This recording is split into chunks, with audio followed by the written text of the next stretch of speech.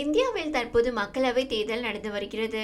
June 1 வாக்குப்பதிவு நிறைவடைய June 4 தேர்தலுக்கான முடிவுகள் வெளியாகிறது. தேசிய தலைவர்களும் மாநில தலைவர்களும் பல்வேறு நேர்காணல்களில் கலந்து கொண்டு பேசி வருகிறார்கள். அந்த வகையில் தமிழக பாஜக தலைவர் அண்ணாமலை தனியார் தொலைக்காட்சிக்கு கொடுத்திருந்த நேர்காணலில் தமிழ்நாட்டில் பாஜக உயர்ந்தது குறித்தும் மறைந்த முன்னாள் முதலமைச்சர் ஜெயலலிதா குறித்தும் பேசிய விஷயம் கவனம் ஈர்த்திருக்கிறது. அப்போது பேசிய தமிழக பாஜக தலைவர் அண்ணாமலை, மறைந்த முன்னாள் முதலமைச்சர் ஜெயலலிதா மிக சிறந்த இந்துத்துவ தலைவர். இந்து மதத்தை அவர் நேரடியாக ஆதரித்து வந்தார். ஜெயலலிதா இருந்த போதும் தமிழ்நாட்டில் பாஜக இருந்தது.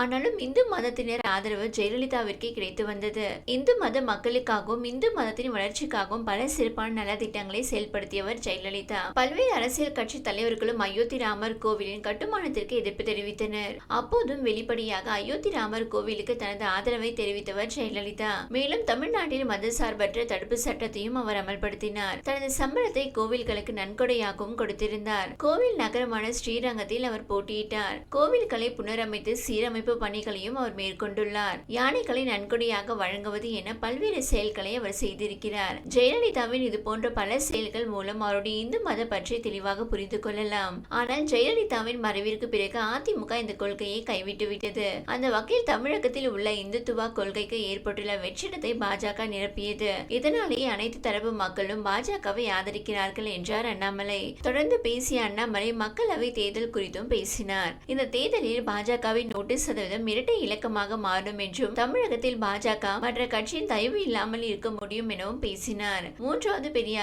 கட்சியாக உருவெடுக்கும். அது மட்டும் இல்லாமல் 2026 நடக்க இருக்கும் சட்டமன்ற தேர்தலில் 234 தொகுதிகளுக்குமான வேட்பாளர்களை இப்போதே அறிவிக்க கட்சி தலைமையிடம் வலியுறுத்தி இருப்பதாகவும், எண்மண் எண் மக்கள் யாத்திரையை போல மக்களின் ஆதரவை திரட்ட மற்றும் ஒரு பாத யாத்திரையை மேற்கொள்ள உள்ளதாகவும் கூறியிருக்கிறார். கடந்த 2014க்கு முன்பு பாஜகவா அல்லது ஜெயலலிதாவா என்று பார்க்கும்போது இயற்கையான தேர்வு ஒரு இந்து வாக்காளருக்கு ஜெயலலிதாவாக இருப்பார். காரணம், அவர் தன்னுடைய இந்து அடையாளத்தை வெளிப்படையாகவே காட்டினார். திராவிட கட்சியான அதிமுகவின் பொதுச் செயலராக இருந்த ஜெயலலிதாவை இந்துத்துவ தலைவர் என்று அண்ணாமலை அளித்த இந்த பேட்டியானது சர்ச்சையை ஏற்படுத்தி வருகிறது.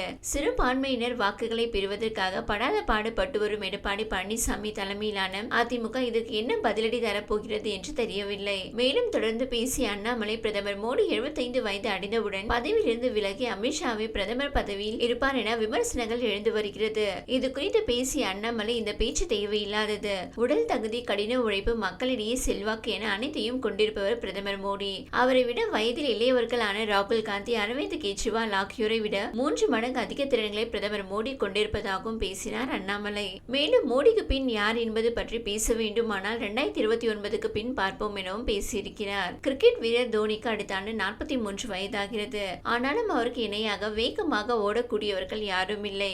அப்படி யாராவது அவரை முந்தினால் ஓய்வு பெறுவதாக தோனி கூறியுள்ளார். அதே போலதான் பிரதமர் மோடியும் என அண்ணாமலை அந்த பேட்டியில் பேசியிருக்கிறார்.